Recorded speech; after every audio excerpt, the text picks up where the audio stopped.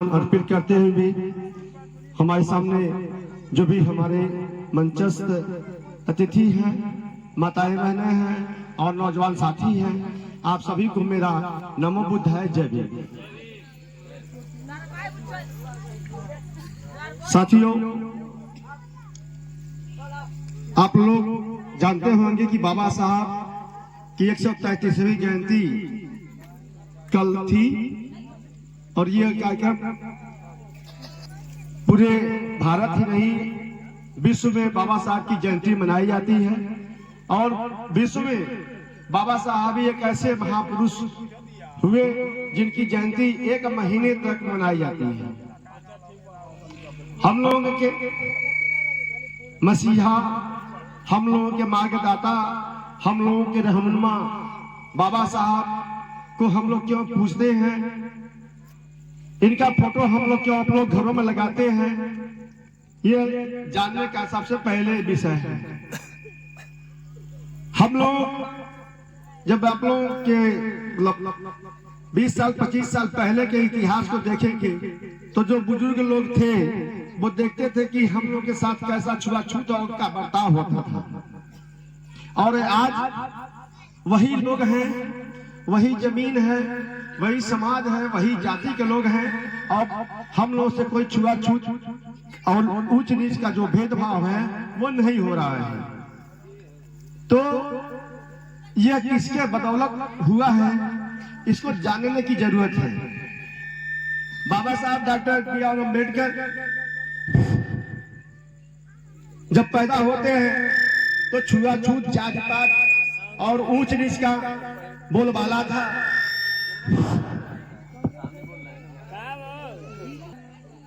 कि जहां लोग परछाइयों से छू जाते थे, बाबा साहब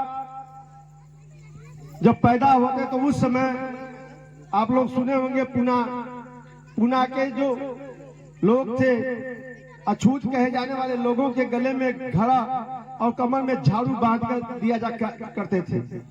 यहाँ तक हम मनुष्य होते हुए भी तालाब का जो पानी था, उस समय तो हैंडपंप और आरओ नहीं था, तो उस समय जो तालाब का पानी था वो भी हमें पीने नहीं दिया जाता था। तब भी हमारे देवी देवता 56 करोड़ जो थे वो इसी देश में थे, लेकिन वो 56 करोड़ देवी देवता जब हमारे बाबा साहब आए तो वो सब पीछे छूट गए और बाबा साहब ने उन 56 करोड़ देवी देवताओं पर अकेले भारी पड़ा और हम लोगों को पानी पीने का अधिकार, शिक्षा का अधिकार, समानता का अधिकार दिया और कहा कि जब संविधान लिख दिया कि आज के बाद कोई छुआछूत नहीं करेगा। यहाँ तक कि अगर कोई हमारी जाति का भी नाम ले लगा तो 2020 में आया है सुप्रीम कोर्ट का एक रूलिंग कि अगर कोई जाति से संबोधन कर देगा तो उसे भी SC/ST एक्ट के द्वारा दंडित किया जाएगा। तो अब कोई चमार नाम लेकर के किसी का संबोधन नहीं करता है। ये संभव तब हुआ जब हमारे देश में बाबा साहब जैसे नेता पैदा हुए। और मैं छोटी सी एक घटना का उल्लेख करके अपनी बातों को खत्म करूंगा। बाबा साहब जब छोटे थे, मुश्किल से 4 से 5 वर्ष के, माता बहनों आप लोग ध्यान दीजिएगा, बाबा साहब जब 5 वर्ष के थे तो पढ़ने जाते थे विद्यालय में, तो उन्हें स्कूल से बाहर बैठाया गया। उनका नाम नहीं लिखा जा रहा था तो उनके पिता ने काफी सोर्स लगाया तो इस शर्त पर लिखा गया कि जहां सामान्य जाति के जैसे ब्राह्मण, क्षत्रिय और वैश्य जो है बनिया के लड़के रहेंगे, जूता चप्पल निकालते हैं, वहां पर आपका लड़का पढ़ना चाहे तो वहां पर बैठेगा, स्कूल के अंदर नहीं बाहर, और वहां से देख करके आपका लड़का चाहे तो पढ़े अन्यथा अपने घर जाए। तो मैं कहा ना छुआछूत गलत। एक बार बाबा साहब जब 5 वर्ष के थे तो स्कूल में पानी पीने के लिए मटका रखा जाता था। उस मटके में पानी जब कोई चपरासी रहता था तब बाबा साहब को पानी पिलाता था। तो दुर्घटनाएं तो होती रहती हैं। एक दिन की बात है कि जो चपरासी पानी रोज पिलाता था बालक को, बालक भीम को वह उस दिन आया नहीं था। अभी तो ये अप्रैल है ना, मई और जून के समय की बात थी। अब सोच लीजिए मई और जून में वह घर से पानी पी करके जाते हैं और स्कूल में प्यास लग जाती है।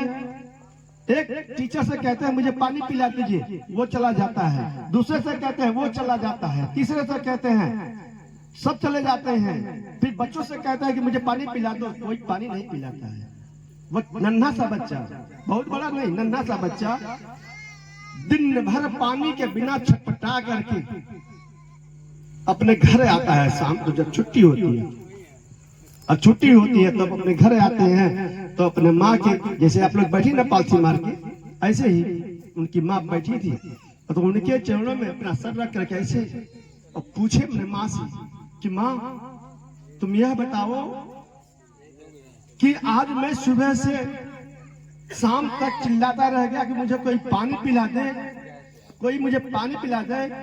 मास्टर तो मास्टर, कोई मेरा मित्र भी नहीं पानी पिलाया, कोई लड़का भी मुझे पानी नहीं पिलाया, आखिर मेरा दोष क्या है। तो उनकी माँ का कलेजा जो है ना वो पिघल जाता है और कहती है कि बेटा तुम घर पानी खूब पी करके जाया कर स्कूल में। और ये कहते कहते उस माँ के आंखों से आंसू टपक पड़ते हैं। तो गाल के रास्ते से बाबा साहब, नीचे उनका चेहरा था, उस पर जब टपकता है तो देखते हैं ऊपर माँ रो रही है। तो बाबा साहब वहां उन्होंने कहा कि माँ तुम रो मत, जब मैं बड़ा हो जाऊंगा ना तो इस पानी के लिए लड़ाई करके के मैं सबको पानी दूंगा। और आज बाबा साहब वो लड़ाई लड़के के आप लोग नहीं जानते होंगे कि चौदार तालाब का सत्याग्रह बाबा साहब ने सबसे पहले किया था। पानी के लिए लड़ाई लड़ी थी। तालाब में कुत्ते बिल्ली पानी पी सकते थे, लेकिन हमारे जो पूर्वज थे वो पानी नहीं पी सकते थे। उसके लिए बाबा साहब ने लड़ाई लड़ी। और सर कितना, मतलब कितने लोगों का, अब उस समय मतलब 2500 के आसपास लोगों को इकट्ठा कर करके और उस पोखरे का पानी बाबा साहब ने पिया था। और उस पोखरे का पानी पीने के बाद सब ब्राह्मण और अदर जाति के जो हैं लोग सब लाठी डंडा तुरंत लेकर के आए और जितने भी लोग इकट्ठा हुए थे सब पर लगे टूट पड़े। किसी का कमर टूटा, किसी का पांव टूटा, किसी का पैर टूटा, किसी का सर फूटा। लेकिन उसी आंदोलन के बदौलत, बाबा साहब के उस आंदोलन के बदौलत हम लोगों को पानी पीने का अधिकार मिल गया। और आज हम पानी खूब बढ़िया से पी लेते हैं, कोई दिक्कत नहीं है। बाबा साहब साधु साधु साधु। बोलिए बोलिए, बोलिए,